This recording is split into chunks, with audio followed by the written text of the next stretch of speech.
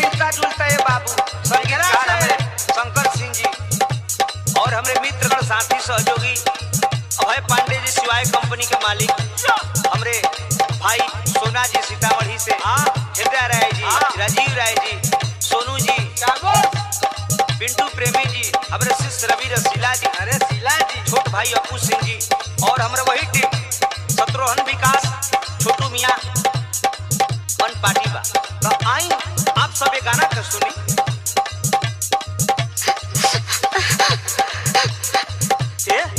तू रोवत रे, तेरे मुंबई तक पे का भरी दुनिया की सरवाड़ी तो चेहरा के लाइट लागल का भरी बोल प्रेमिया हमर सब छेमिया तोड़ ले छेमी तोड़ ले बा तो हां बे गोइल कहां रही हम गई रही साग खोटे।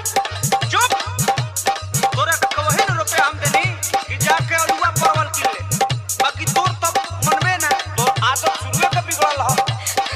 माई कहले रे तबे न गले में हम साग खोटे आ तू बोला तारा। तोर माइयो के आदत तुहे हो गइल बा। हमरा माई को मत जा, हमरे लगे रह।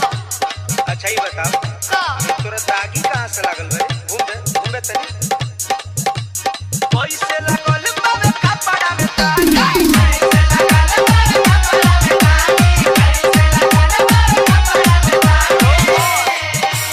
भूल के बताई लगी अभी भगा रे, भूल के बताई लगी अभी भगा रे, भूल के बताई लगी अभी भगा रे। ओए मरी कैसे करे? बोल लगतर मोइल कहां रहिस कोइल मठ लग चाटल बाबे